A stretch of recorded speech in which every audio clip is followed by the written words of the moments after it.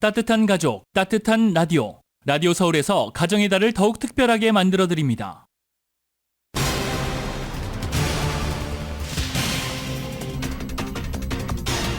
캐런 베셀리 시장이 지난주 기자회견을 열고 메트로 치안 인력 증원을 공표한 뒤 실제로 메트로 시스템의 치안 인력이 눈에 띄게 늘었습니다. 상업용 부동산 시장에 위기감이 고조되고 있는 가운데 에퀴터블 빌딩을 소유하고 있는 제이미슨 프로퍼티사가 대출금을 갚지 못할 상황에 처한 것으로 알려지고 있습니다. LA 카운티 당국이 코로나 팬데믹 동안 렌트비를 받지 못한 소규모 랜드로드들에게 지원금을 주는 프로그램을 재개해 2차 신청 접수를 시작했습니다. 하룻밤새 남가주에 있는 세븐일레븐 같은 편의점을 돌면서 강절도 행각을 벌이던 용의자 3명이 체포됐습니다. 연방 상원에 도전 중인 앤디 킴 연방 하원 의원은 자신의 당선으로 연방의회의 다양성을 강화하길 원한다고 말했습니다. 한인 비영리 단체가 바이든 대통령을 만나서 한국인 전용 전문직 취업 비자 필요성을 설명하며 한국도 E4 비자 수혜국이 될수록 지원해달라고 건의했습니다. 경제 전문가들은 올해 연방준비제도가 기준금리를 2차례 인하할 것으로 예상하는 것으로 나타났습니다. 대형 소매업체인 타겟이 고물가에 지친 소비자들을 끌어들이기 위해서 우유와 과일, 애완동물 사료에 이르기까지 일상용품 5,000개 품목 가격을 인하했습니다. 자동차 제조업체 BMW가 강제 노동과 연관돼 제재 목록에 오른 중국 제조사 부품을 사용한 자동차를 미국에 수출한 것으로 알려졌습니다. 미국의 G세대 사이에서 신종 폭탄주 문화가 확산되고 있어 우려가 커지고 있습니다. 전문가들은 건강을 해칠 수 있다고 경고했습니다. 헬기 추락사고로 숨진 에브라임 라이시 이란 대통령에 대한 미국 정부의 애도 표명을 두고 적대국에 대한 미국의 줄타기 외교라는 분석입니다. 국제형사재판소 검사장이 전쟁 중인 이스라엘과 하마스 지도부를 상대로 나란히 전쟁 범죄 혐의로 체포영장을 청구했습니다. 현재 각국의 반응이 엇갈리고 있는 가운데 바이든 대통령은 이스라엘 편에 섰습니다. 윤석열 대통령이 최상병 특검법에 대해 거부권 행사했습니다. 취임 이후 10번째 거부권인데 이번 특검법이 삼권 분립의 헌법 정신에 부합하지 않는다고 거부권 행사 이유를 설명했습니다. 이처럼 윤석열 대통령이 결국 거부권을 행사하면서 여야의 대치는 격해지고 있습니다. 민주당은 특검을 거부하는 자가 범인이라면서 대통령실을 정조준했고 국민의힘은 대통령 거부권은 헌법상 정당 권리라고 맞섰습니다. LA 다저스가 애리조나를 6대4로 꺾고 4연승 행진을 이어갔습니다. 선발로 나선 야마모토 선수가 6.1이닝 2실점으로 시즌 5승째를 챙겼습니다. NBA 플레이오프 동부조 결승 1차전이 보스턴 셀틱스와 인디애나 페이서스 간의 경기로 오늘 오후 5시에 펼쳐집니다. 오늘 뉴욕 증시는 혼조세로 출발하고 있습니다. 원달러 환율은 1363.3원으로 마감했습니다. 남가주는 오늘 오전 중에 점차 맑아지겠고 LA 한인타운 낮 최고 기온은 69도로 예상됩니다. 이 시간 주요 뉴스는 하늘 위 호텔 세계 최대 항공기 아시아나항공 A380에서 차별화된 서비스를 만나보세요.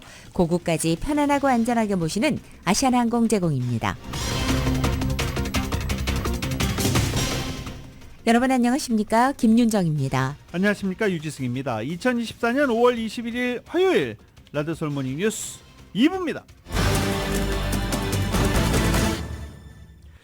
캐런 베셀리 시장이 메트로 치안 인력을 강화하겠다라고 발표를 했습니다. 그런데 조금 늘어났다고 그래요. 이은 기자가 현장을 돌아다녀봤습니다. 지난 주말 LA 한인타운을 포함해 메트로 지하철역 시스템의 치안 인력이 늘어난 점이 두드러졌습니다. 캐런 베스 LA 시장이 지난주 수요일 메트로 지하철 시스템의 즉각적인 치안 인력 증원을 명령한 후 뚜렷하게 나타난 변화입니다.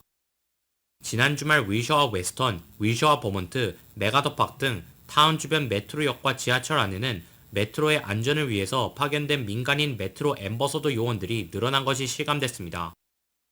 지하철 안에 동승한 메트로 앰버서더는 시큐리티 요원 복장을 하고 있어 이용객들이 위험이나 불편을 느낄 경우 도움을 청할 수 있습니다. 지하철 시스템에서 순찰을 도는 경관들의 모습도 예전보다 확인이 늘어난 모습입니다. 물론 치안 인력이 한계가 있기 때문에 모든 지하철 열차 칸 안에 메트로 앰버서더나 경관이 상주하는 것은 힘들지만 지하철 안과 역에 늘어난 치안 인력으로 인해 이전에 비해 홈리스들의 돌발 행동은 줄어든 모습입니다. 베스 시장은 지하철과 버스 안에 치안 인력이 탑승하도록 하되 모든 지하철과 버스 노선의 치안 인력 탑승은 어려운 상황이라고 밝히고 있어 홈리스나 마약 중독자들로 인해 폭력 발생 위험이 빈번한 지역을 집중 관리하는 대책이 절실한 것으로 지적됩니다. 타운 윌셔 웨스턴, 윌셔 버먼트, 그리고 윌셔 노만디역의 경우 메트로 앰버서더들이 지하철역에 상주하고 있어 이전에 비해 홈리스를 비롯한 안전 문제들이 많이 해결된 상황이지만 타운 동쪽 메가더 팍의 앰버서더가 상주해도 치안 불안은 심각한 수준으로 악명이 높습니다. 메가더 팍 지하철역 안에서 담배를 피우거나 역 앞에서 노숙자들이 3-4-5 모여 서로 마약을 복용하는 모습, 그리고 휠체어 이용객들이 사용하는 장치에서 잠을 자는 홈리스들의 모습은 이용객들의 눈살을 찌푸리게 만듭니다. 일부는 메트로에서 역 밖으로 나가는 엘리베이터 주변에 진을 치고 있어 거동이 불편한 주민들이 메가더팍 지하철역 엘리베이터를 사용하는 것을 어렵게 만들고 있습니다. 당장 메트로 시스템 내 치안 인력 증원으로 범죄 발생률을 낮추는 데 효과가 있을 것으로 기대되지만 증원된 치안 인력 배치가 얼마나 장기적으로 이루어질 수 있을지, 그리고 LAPD나 셰리프국, 롱비치 경찰국에서 차출된 경관들이 메트로 치안에 어느 정도 책임감을 가지고 근무할 수 있는지도 여부가 관건입니다. 라디오 서울 뉴스 이은입니다. LA 일원의 고층 사무실 빌딩이 채무 불이행에 놓이는 케이스가 늘고 있는 가운데 LA 한인타운의 대표적인 사무실 빌딩, 에퀴터블 빌딩이 채무 불이행에 놓일 수 있다는 보도가 나와서 귀추가 주목되고 있습니다. 정현호 기자가 전해드립니다. 제이미슨 프로퍼티가 타운에 소유한 34층짜리 오피스 빌딩인 에퀴터블 빌딩이 채무 불이행에 놓일 수 있다고 커머셜 옵저버가 최근 보도했습니다. 커머셜 옵저버는 트랩의 보고서를 인용해 에퀴터블 플라자에 묶여있는 제이미슨 프로퍼티의 8,750만 달러 규모의 코리아타운 기반 투자자 대출이 즉시 만기 대출 불이행을 위한 특수 서비스로 보내졌다고 보도했습니다. 특수 서비스 제공자는 제이미슨 프로퍼티가 다음 달로 다가온 만기일에 대출금을 갚지 못할 수도 있다고 밝힌 것으로 전했습니다.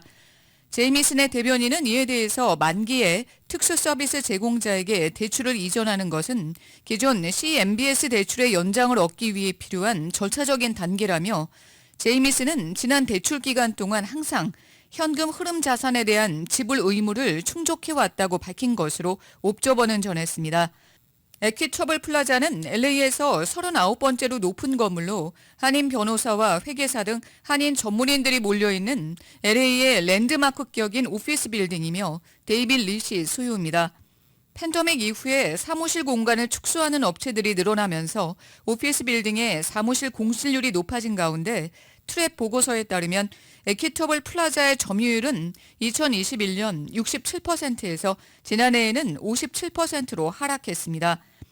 에퀴터블 빌딩에 입주해 있는 CBB 뱅크와 윌셔 비즈니스 센터는 올 연말에 리스가 만료되는 것으로 알려졌습니다.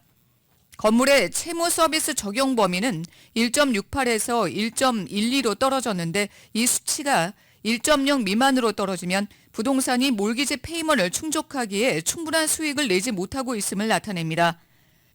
많은 오피스 빌딩을 소유하고 있는 제이미슨 프로퍼티는 사무실 빌딩의 공실률이 높아지자 실적이 저조한 사무실 포트폴리오의 많은 부분을 아파트 건물로 전환했습니다. 코로나 팬데믹을 거치면서 사무실 빌딩의 공실률이 늘어나 건물 가치가 떨어져 대출 만기 연장이나 리파이낸싱에 실패하면서 채무 불이행을 하는 건물이 최근 LA에서 늘어나고 있습니다. 라디오 서울 뉴스 정현호입니다. 하룻밤 사이에 세븐일레븐 등 남가주 편의점을 돌면서 강도 행각을 벌이던 용의자들이 체포됐습니다. 용의자가 5명이 확인됐는데 일단 3명이 체포됐습니다. 보도국 연결합니다. 19일 밤부터 20일 새벽 사이 LA와 오렌지 카운티의 세븐일레븐 매장 7군데가 연쇄 강도 피해를 입었습니다. 서클 K와 쉘 주유소까지 합하면 총 9군데, 업소가 지난 밤새 연쇄 강도 피해를 입었습니다. 일부 강도 사건은 감시 영상에 포착됐습니다. 영상에 따르면 20일 새벽 1시 45분경 벨플라워의 세븐일레븐 매장에 남성 용의자 4명이 가게로 뛰어들어 물건을 강탈했고, 이들은 계산대를 뛰어넘어 계산대에서 현금을 강탈했습니다. 이보다 30분 전에는 스키 마스크를 쓴 남성 용의자 4명이 가디나의 사우스 피게로와 거리에 있는 세븐일레븐에 들어가 캐시 레지스터에 현금을 강탈했습니다. 용의자들은 권총을 소지한 듯한 동작을 취했으며, 이들은 범행을 저지른 후 주황색 기아차를 타고 도주했습니다. 20일 새벽 2시 15분에는 가디나 지역 가디나 블루바드에 있는 또 다른 세븐일레븐이 4인조 남성 강도단에 피해를 입었으며 이들은 SUV 차량을 타고 도주했습니다. 용의자들이 실제로 강도 사건을 벌이는 동안 무장을 했는지는 불분명합니다. 강도 행각은 19일 밤 9시 15분부터 20일 새벽 2시 15분까지 플러튼과 애나하임, 가디나, 벨플라워, LA 등지의 세븐일레븐 7군데 매장과 오렌지 카운티 지역 쉘 서클 K 등 총 9군데에서 저질러졌습니다. 이들 9건의 강도 행각이 동일범의 소행인지 여부는 불분명합니다. 라디오 서울 보도국 뉴스룸입니다. LA 카운티의 건물주들을 위한 정부의 체납 렌트비 지원 프로그램 신청 접수가 어제인 20일부터 시작됐습니다. 이외 로컬 소식 보도국에서 전해드립니다. LA 카운티의 건물주들을 위한 정부의 체납 렌트비 지원 프로그램 신청 접수가 20일부터 시작됐습니다. 코로나 팬데믹으로 인해 렌트비가 체납돼 어려움을 겪는 건물주들을 위한 것으로 신청 접수는 20일 오전 9시에 시작됐으며 마감은 6월 4일 오후 4시 59분입니다. 코로나 팬데믹 동안 체납된 렌트비로 인해서 어려움을 겪은 건물주들은 한 유닛당 최대 3만 달러까지 지원금을 받을 수 있습니다. 지난 2022년 4월 1일 이후 체납된 렌트비나 건물을 운영하는데 지출된 기타 경비에 대해서 지원을 받을 수 있습니다. 기금이 한정돼 있기 때문에 기금이 소진되기 전에 가능한 한 서둘러 신청하도록 정부는 당부했습니다. 자세한 사항은 웹사이트 lacountyrentrelief.com에서 확인할 수 있으며 오픈된 사이트에서 보다 신청 양식 링크를 받을 수 있습니다. 프로그램에 대한 관련 문의는 전화 877-849-0770번으로 하면 됩니다. 오는 11월 선거를 앞두고 네이선 호크만 LA 카운티 검사장 후보가 오는 22일 LA 한인회를 방문해 LA 현 치안 상황과 카운티 검사장 후보로서 어떻게 LA 치안을 변화시켜 나갈지에 대해 한인사회에 알리는 기회를 가집니다. 오는 11월 선거에서는 대통령 선거 외에도 LA 한인들의 실생활에 큰 영향을 미치는 LA 카운티 치안을 책임지는 LA 카운티 검사장을 뽑는 선거가 치러집니다. 최근 수년 새 LA 전역에서 범죄가 급증하면서 LA 카운티 검사장의 역할이 지역 치안 문제에 지대한 영향을 미치는 상황에서 검사장 후보와 공약을 한인사회에 알리는 기회를 마련하기로 한 것입니다. 라디오 서울 보도국 뉴스룸입니다. 오래간만에 반가운 소식 하나 전해드리겠습니다. 타겟이 가격을 인하한다고 발표했습니다. 타겟이 고물가에 지친 소비자들을 끌어들이기 위해서 우유와 과일에서 애완동물 사료에 이르기까지 일상용품 5,000개 품목의 가격을 인하했습니다. 타겟은 어제부터 일단 버터와 세제 등 1,500개 인기 품목에 대한 가격을 내렸습니다. 소비자들이 인플레이션으로 지출을 줄이면서 이끼아와 알디 등 다른 주요 소매업체들도 최근 소비자들을 다시 매장으로 유인하기 위해 잇따라 가격을 내리고 있는 중입니다. 맥도날드도 $5 세트 메뉴 출시한다라고 발표했죠. 타겟의 이번 가격 인하도 지난해 매출이 2016년 이후 처음으로 감소한 데다가 올해도 부진할 것으로 전망되면서 이를 반전시키기 위한 노력의 일환으로 전해지고 있습니다. 타겟의 식품 뷰티 부분 책임자는 성명을 통해 소비자들이 가용할 수 있는 생활비를 모두 끌어다 써야 하는 압박감을 느끼고 있는 것을 잘 알고 있다라고 말하기도 했습니다.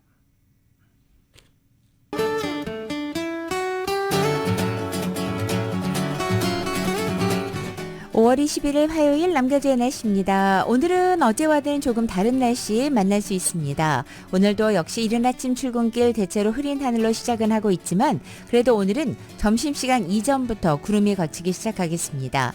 낮 기온도 2도에서 지역에 따라 10도가량 오르며 보다 포근하게 느껴지는 하루 보낼 수 있겠습니다. 수요일인 내일도 아침 한때 흐리다 점차 맑아지겠고 낮 기온 2, 3도가량 더 높아지겠습니다. 목요일과 이번 주 주말까지도 오전 한때 흐리고 오후에 맑아지는 패턴이 반복됩니다. 그리고 낮 기온은 당분간 평년 기온을 살짝 밑도는 상태가 유지될 것으로 전망됩니다. LA 한인타운의 오늘 낮 최고 기온 69도, 밤 최저 기온은 56도, 오렌지 카운티 지역 71도, 58도, 벨리와 일란드 엠파이어 지역은 76도, 54도, 해안 지역은 64도, 56도로 예상됩니다. 한국 오늘 전국이 대체로 맑은 가운데 서울의 오늘 아침 최저 기온이 57도, 낮 최고 기온 79도로 예상됩니다.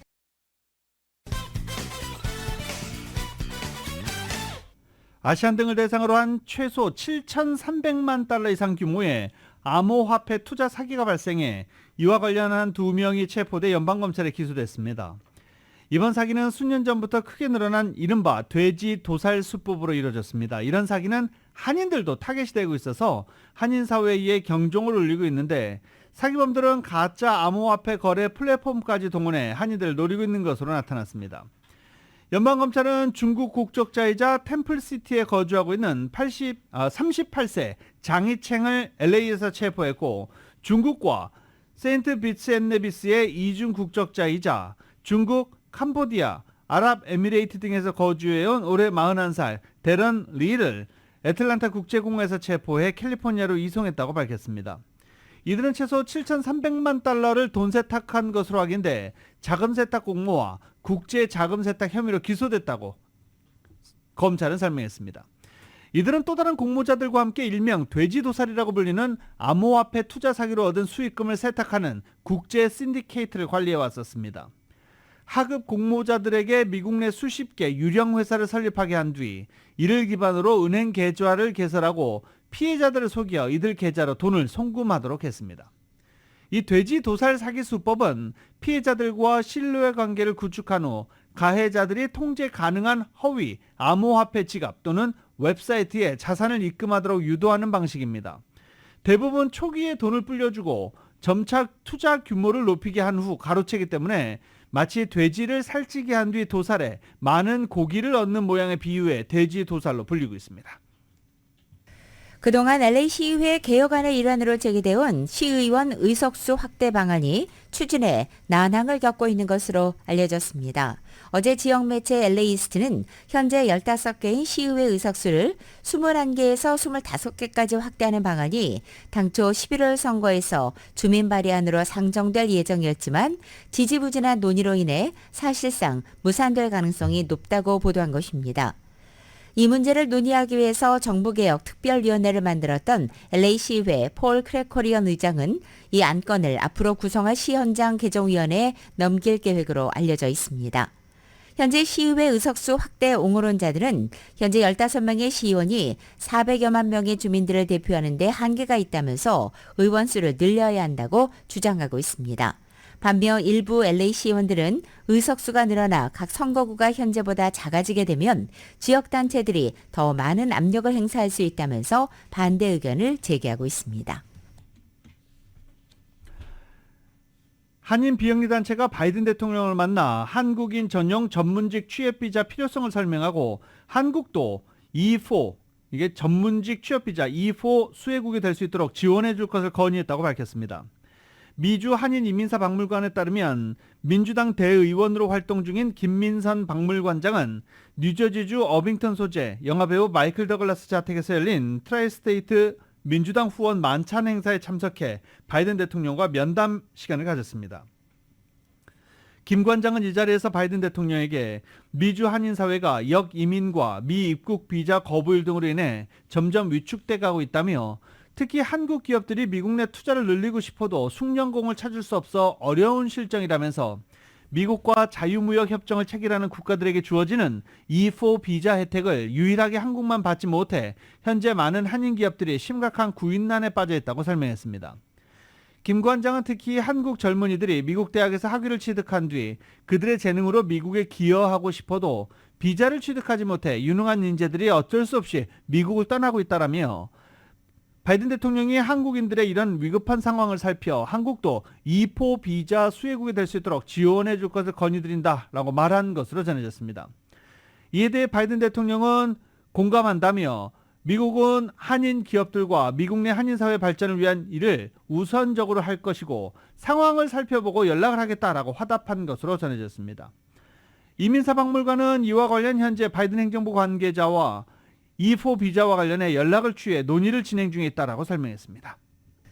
한국의 첫 번째 연방상원의원에 도전하고 있는 앤디 킴 연방하원의원이 어제 나는 매우 자랑스러운 한국인 이민자의 아들이라면서 자신의 당선으로 연방의회의 다양성을 강화하길 원한다라고 밝혔습니다.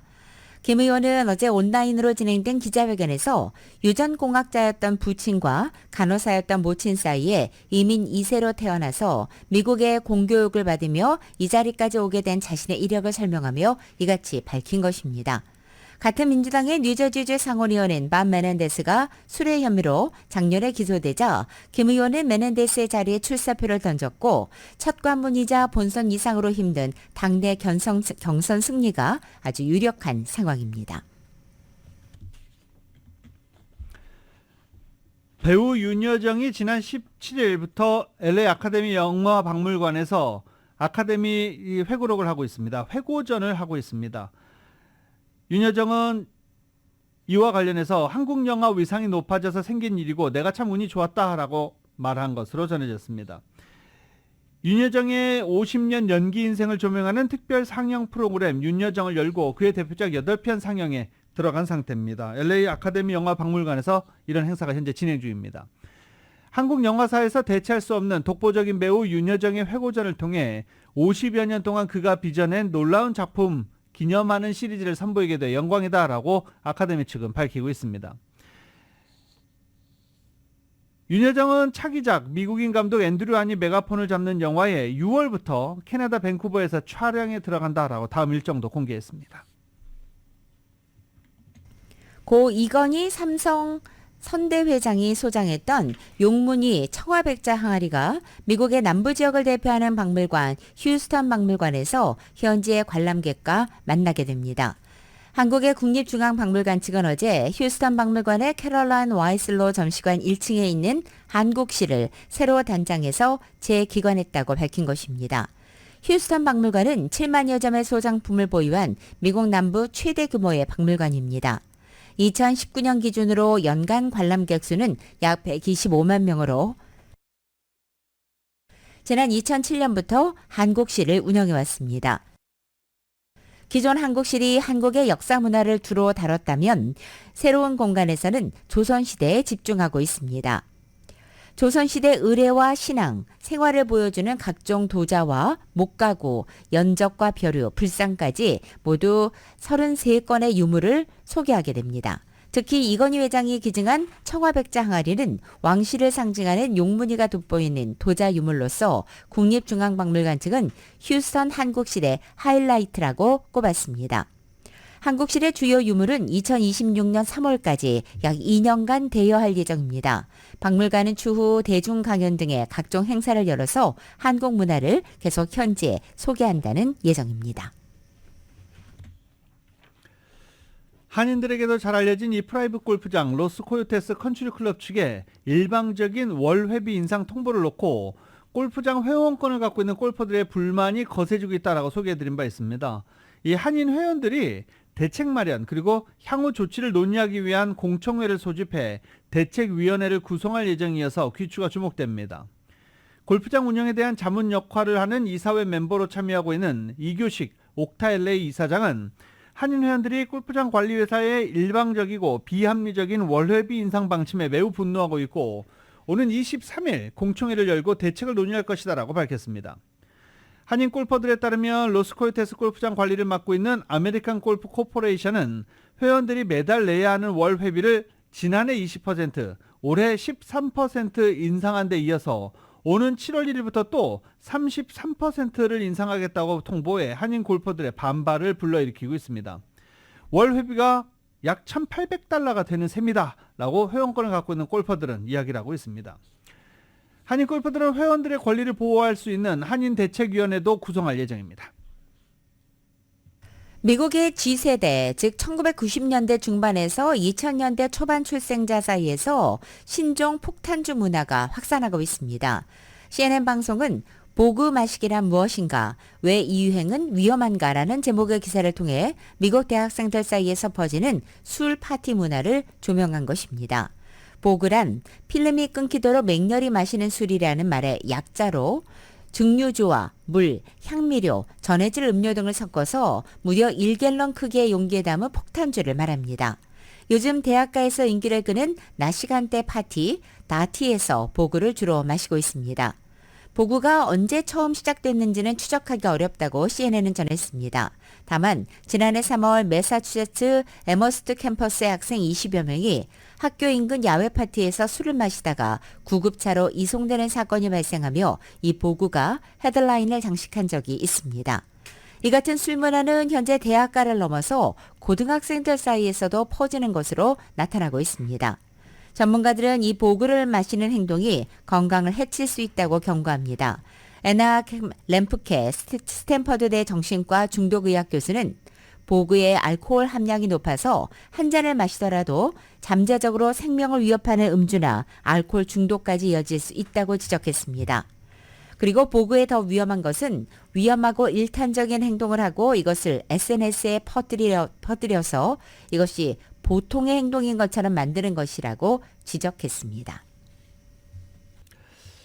미지의 세계 어디 있을까요? 아직 인간이 정복하지 못한 곳 여러 군데 있지만 가장 많이 정복하지 못한 것이 바로 바다입니다. 때문에 바다에서 뭔가 새로운 게 찍히면 특히 더 화제가 되고 있는데요. 이 화제 소식 KBS가 한번 묶어봤습니다. 햇빛 한 점 들어오지 않는 깊은 바닷속, 거대한 오징어가 나타나 다리빨판으로 카메라를 집어삼킵니다. 서호주대학 연구진이 남태평양 사무아 해협에서 촬영한 희귀 심해 오징어의 사냥 장면인데요. 타닌지아 다나에라는 학명을 가진 이 심해 오징어는 최대 몸 길이가 2.3m에 달합니다. 해수면 수백 미터 아래 서식하고 있어서 살아 움직이는 모습을 목격하는 건 매우 드문 일이라고 합니다. 특히 이 오징어의 가장 큰 특징은 다리 촉수 끝에 있는 생체 발광기관으로 먹이를 사냥한다는 점인데요.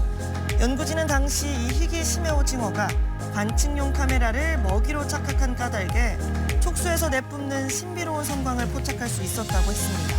이 장면을 목격한 건 둘도 없는 행운이었다고 하네요. 앞부분이 부서지고 갑판 위는 아수라장이 된 대형 화물선 한 척이 천천히 항구 쪽으로 이동합니다. 지난 3월 미국 동부 볼티모어 항구 인근 교각에 충돌하며 대형 붕괴 사고를 일으킨 싱가포르 선적의 컨테이너선 달리호입니다. 지난주 마지막 시신 수습과 붕괴 잔해 제거를 위한 폭파 작업이 이뤄진 데 이어 현지 시간 20일 그동안 충돌 현장에 묶여있던 달리호의 예인 작업이 사고 발생 거의 2달 만에 진행됐습니다. 관계 당국은 사고 선박을 예인하고 항구 진출입 통로를 확대해 이달 말까지 볼티모어 항 운영을 정상화하는 게 목표라고 밝혔습니다. 지난 3월 26일 컨테이너선 달리호는 동력을 상실한 채 표류하다가 볼티모어 항의 프란시스 스코키 브리지와 충돌했죠. 이 사고로 교량 대부분이 무너지면서 다리 위에서 보수 작업을 하던 건설 노동자 6명이 목숨을 잃었는데요. 무너진 다리 잔해 제거와 재건에는 최소 20억 달러, 우리 돈 2조 7,700억 원이 소요될 것으로 전망됩니다. 지금까지 이슈 SNS였습니다.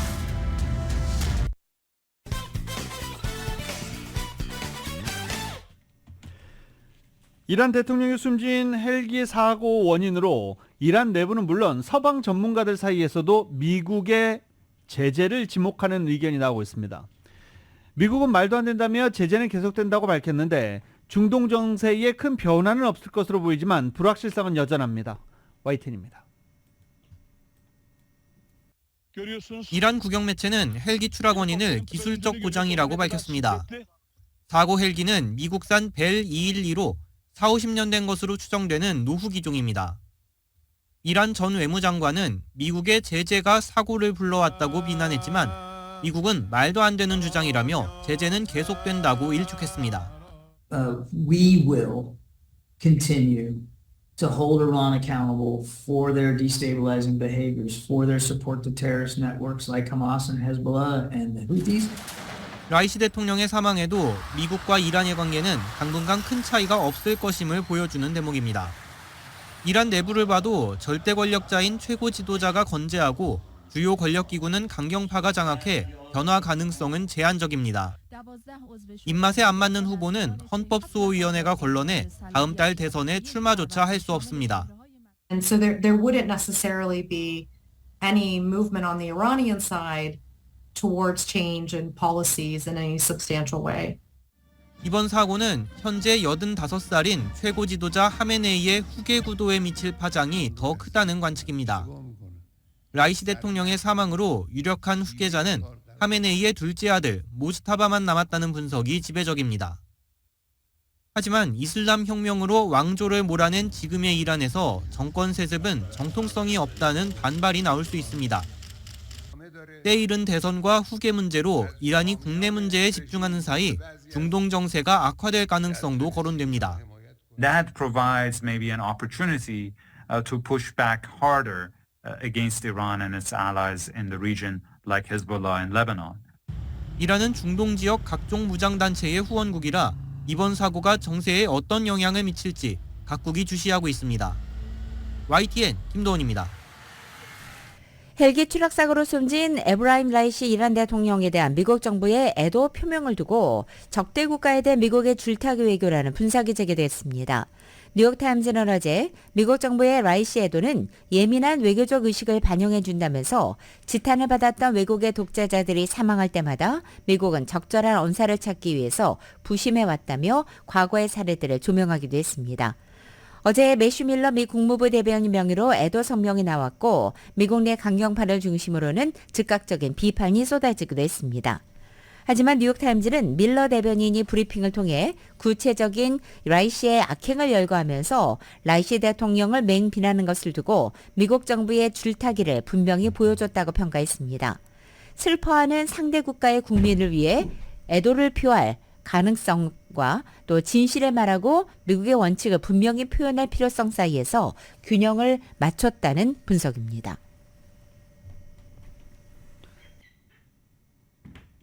방송 들으시는 분들 지금 깜짝 놀라시죠? 예, 저희 스튜디오 창문으로 비둘기들이 계속 들이닥쳐서 제가 깜짝 놀랐습니다. 무슨 일일까요? 네. 다음 소식입니다. 이 국제형사재판소가 네타냐후 이스라엘 총리와 하마스 지도부에 대한 체포영장을 동시에 청구했습니다. 양쪽 모두의 전쟁 범죄와 반인도적 범죄 혐의를 적용했습니다. YTN입니다. 지금까지 3만 5천여 명의 목숨을 앗아간 이스라엘과 하마스의 전쟁. 개전 7개월여 만에 국제형사재판소 ICC가 양측 수뇌부를 향해 칼을 겨눴습니다. 이스라엘 네타냐후 총리, 갈란트 국방장관과 함께 하마스에선 시나르와 데이프, 하니예 등 지도부 3명에 대해 체포영장을 청구했습니다. 전쟁 범죄와 반인도적 범죄 혐의를 적용했습니다. 구체적으로는 이스라엘은 가자 전역에서 민간인의 생존에 필수적인 것들을 의도적이고 체계적으로 박탈했다고 지적했습니다. 하마스엔 살인과 인질 납치, 성범죄에 대해 책임을 물었습니다. It's my strong conviction that if we do not demonstrate our willingness to apply the law equally, if it is seen as being applied selectively, we will be creating the conditions for its complete collapse. 이제 공은 판사 3명으로 이루어진 ICC 전심 재판부로 넘어갔습니다. 만약 체포영장이 발부되면 신병을 확보하는 것도 이론적으론 가능해집니다. 그러나 이스라엘은 회원국이 아니라서 ICC의 관할이 아니라고 주장합니다. 이스라엘의 동맹으로 역시 ICC에 가입해 있지 않은 미국도 이 점을 문제 삼고 있습니다. The United States has been clear since well before the current conflict that the ICC has no jurisdiction over this matter. The ICC was established by its state parties as a court of limited jurisdiction. 또 이스라엘은 ICC가 체포영장을 청구한 건 그 자체로 범죄라며 규탄했고 하마스도 ICC가 사형 집행인과 피해자를 동일시하고 있다며 반발했습니다. YTN 홍주혜입니다. 이스라엘의 가자지구 최남단 라파 침공 강행을 두고 줄곧 대립각을 내세웠던 조 바이든 대통령과 베냐민 네타냐후 이스라엘 총리가 국제형사재판소 ICC를 겨냥해서는 오랜만에 한 목소리를 냈습니다. ICC 검사장이 가자 전쟁 중인 이스라엘과 팔레스타인 무장정파 하마스 지도자에 대해서 나란히 체포영장을 청구한 것을 두고서입니다. 네타냐후 총리는 즉각 반발했고 특히 이스라엘 총리로서 이스라엘 군과 집단학살자 하마스를 비교하는 ICC 검사장의 역겨운 행위를 거부한다며 발끈했습니다. 바이든 대통령 역시 곧바로 네타냐후의 편을 들었습니다. 체포영장 청구 사실이 알려진 직후 발표한 성명을 통해 터무니없다라고 말하며 ICC 검사가 무엇을 암시하든지 이스라엘과 하마스 간에는 어떠한 동등성도 없다고 밝힌 것입니다. 바이든 대통령 이처럼 신속한 대응에 나선 것은 오는 11월 대선을 앞두고 미국 내 유대계와 이스라엘을 지지하는 중도 보수층이 지지층에서 이탈하는 것에 대한 우려와 함께 미국의 이스라엘 지원에 대한 명분 유지까지 복잡한 셈법이 작용한 것으로 보입니다. 대선을 통해 백악관 복귀를 노리는 트럼프 전 대통령이 이스라엘 하마스 전쟁 과정에서 바이든 대통령 지지에서 돌아서고 있는 무슬림 표시에 적극적으로 구애하고 있습니다. 대선 승부를 결정지을 경합주의 무슬림 유권자 중 적지 않은 수가 이스라엘 하마스 전쟁과 관련한 바이든 행정부의 이스라엘 지원에 불만을 품고 바이든 지지에서 트럼프 지지로 옮겨가고 있는 경향이 최신 여론조사에서 드러난 것입니다. 뉴욕타임즈와 시에나 대학교가 경합주 애리조나, 조지아, 미시건, 네바다, 위스콘신 등 5개 주에서 실시한 여론조사 결과 무슬림 유권자 사이에서 트럼프 전 대통령이 바이든 대통령에게 무려 57% 대 25%로 크게 앞서는 것으로 나타났습니다. 트럼프 전 대통령이 무슬림 표를 주워가고 있다라는 분석까지 나오고 있는 중입니다. 2026년 이후 주한미군 주둔 비용 가운데 한국이 부담할 몫을 정하는 제12차 한미 방위비 분담 특별협정 SMA 체결을 위한 2차 회의에 어제 첫날 일정이 마무리됐습니다. 어제 회의는 오후 4시 30분경 종료됐고 식사와 휴식을 포함해 전체적으로 7, 8시간가량 이어진 것으로 보입니다.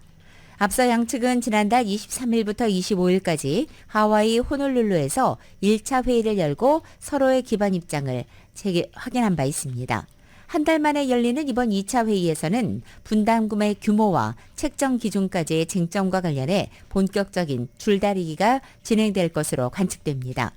과거 협상 때에는 타결까지 길게는 10차까지의 회의가 이어지기도 했습니다. 한편 이번 2차 회의는 한국 시간으로 23일까지 사흘간의 일정으로 열립니다. 한국과 영국이 주최하는 인공지능 AI 서울 정상회의가 열립니다. 이 AI가 가져올 혜택을 확산시키고 동시에 위험성을 차단하기 위한 원칙들이 논의될 예정인데요. 현재 규제가 가장 시급한 분야 바로 무기입니다. 스스로 판단해 사람을 살상하는 이른바 킬러 로봇이 등장할 것으로 알려지면서 인류 전체에 심각한 위협이 되고 있는 중입니다. YTN입니다. 최근 캄보디아와의 합동 군사훈련에서 중국이 선보인 로봇개입니다. 몸통이엔 원격으로 제어하는 자동 소총이 부착돼 있습니다. 전하가 원격 조종을 받지 않고 스스로 판단해 적을 살상하는 로봇개의 등장도 임박했습니다. 미 해병대는 인공지능 AI 기반 소총을 탑재한 로봇개를 테스트하는 것으로 알려졌습니다. AI를 장착한 6세대 전투기 개발 경쟁도 치열한 가운데 초보적 수준의 조종은 성공했습니다. 미 공군은 이달 초 AI가 조종하는 F-16 전투기의 시험 비행 영상을 공개하고 향후 10년간 1000대 이상을 배치하겠다고 밝혔습니다. The computer is not going to get tired. It's not scared. It's going to follow its rules and do as close to a perfect maneuver as it can do. 현실의 전쟁터는 AI 기술의 각축장이 되고 있습니다. 우크라이나 전쟁엔 미국과 러시아가 개발한 자폭 드론이 투입된 것으로 알려졌습니다. 지난달엔 이스라엘군이 AI 프로그램을 활용해 암살 대상을 찾아낸다는 보도가 나오자 유엔 사무총장이 우려를 나타내기도 했습니다. 눈앞에서 확인된 강력한 가성비의 자극을 받아 많은 나라가 앞다퉈 AI 군비 경쟁에 뛰어들고 있습니다. 지난달 100여 개 나라 전문가들이 한자리에 모여 킬러 로봇을 핵무기에 비유하며 시간이 얼마 남지 않았다고 경고한 이유입니다. We are faced with profound legal, ethical and security questions. How to prevent ceding life and death decisions to machines? How to deal with algorithms prone to mistakes and bias? 하지만 각국의 복잡한 계산 속에 인류의 공동 대응은 늦어지고 있습니다.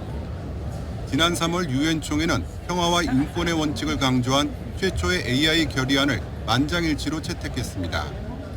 그러나 킬러 로봇에 법적 구속력이 있는 규제를 도입하자는 주장은 수용되지 않았습니다. AI 양대 패권 국가로 꼽히는 미국과 중국은 이달 중순 첫 비공개 고위급 회담을 열었지만 실제 AI 군축 협정이 성사될지는 불투명합니다. 지난해 타계한 키신저 전 국무장관은 미국과 중국의 대립 속에 AI 기술이 발전하면서 3차 세계대전을 막을 시한이 이제 5에서 10년밖에 남지 않았다는 경고를 남겼습니다. YTN 유튜버입니다.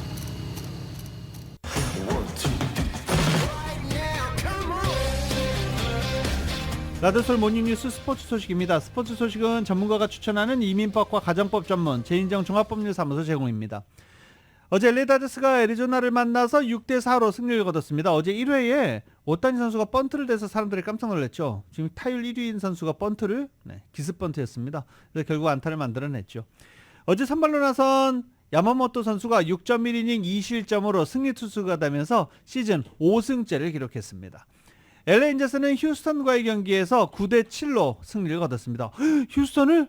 지금 올 시즌 휴스턴은 지금 거의 꼴찌 상황입니다. 휴스턴에 지금 부상 선수가 많아가지고 아직 성적이 안 올라오고 있는 상황입니다.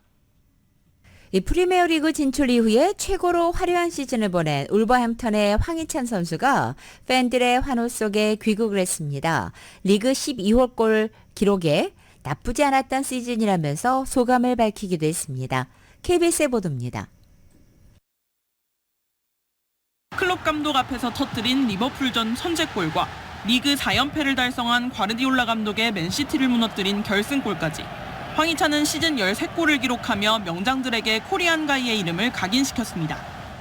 오랜 시간 후원한 장애인 복지관 축구팀 선수들과 팬들의 환영 속에 밝은 표정으로 귀국했습니다.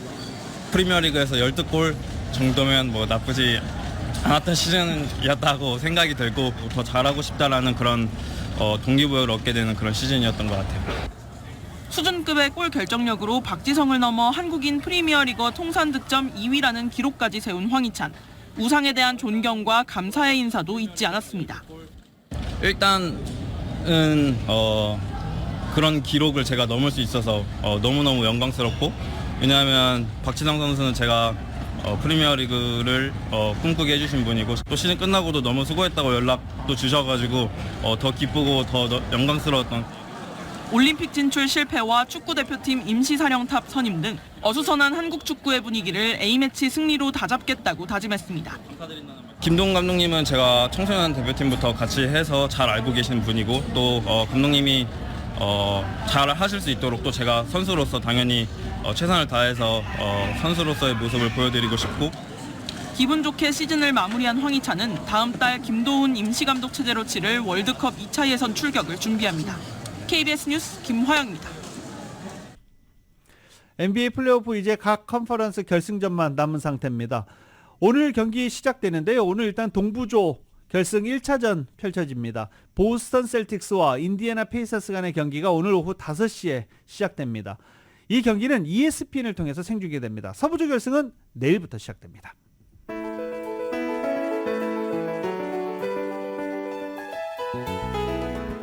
2024년 5월 21일 화요일에 전해드린 라디오서울 모닝뉴스 여기서 마치겠습니다. 지금까지 진행의 유지승, 김윤정이었습니다. 잠시 후 9시에는 강혜신의 오늘의 미국이 방송됩니다. 함께해 주신 여러분 고맙습니다.